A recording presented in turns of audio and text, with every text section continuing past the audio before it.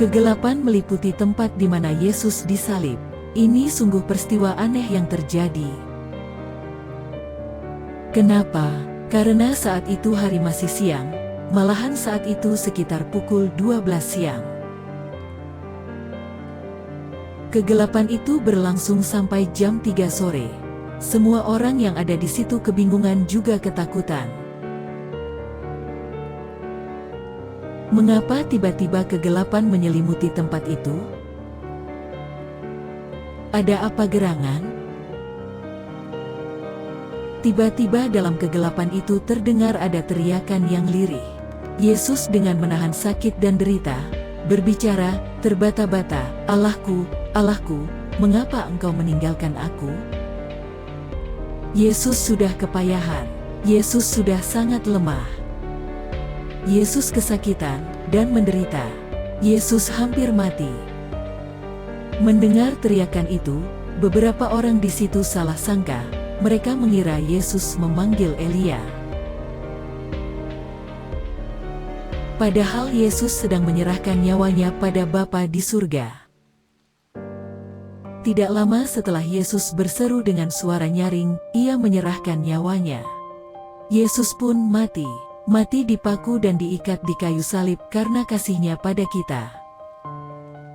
Tiba-tiba, tabir bait suci terbelah dua dari atas sampai ke bawah dan terjadi gempa bumi, dan bukit-bukit batu terbelah, dan kuburan-kuburan terbuka dan banyak orang kudus yang telah meninggal bangkit.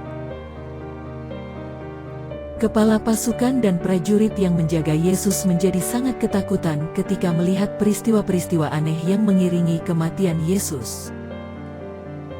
Mereka pun mengaku, sungguh, ia ini adalah Anak Allah. Semua yang ada di situ sangat ketakutan.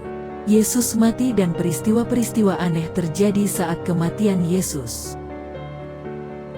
Dari kejauhan 3 orang perempuan menyaksikan peristiwa aneh yang mengiringi kematian Yesus.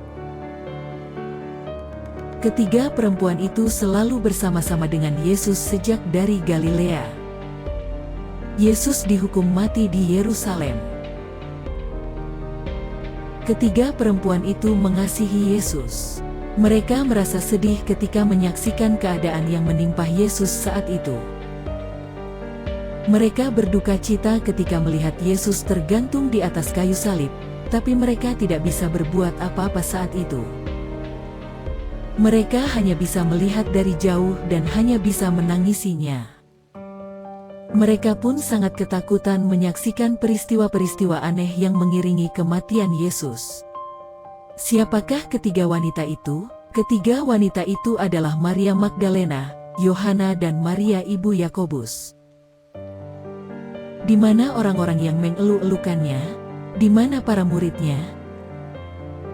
Di mana orang-orang yang mengasihinya?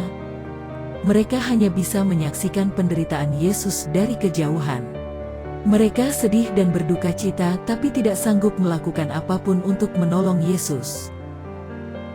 Kematian Yesus untuk kita manusia berdosa, yang hanya bisa menyaksikan penderitaan Yesus dari kejauhan sambil menangis dan berduka cita.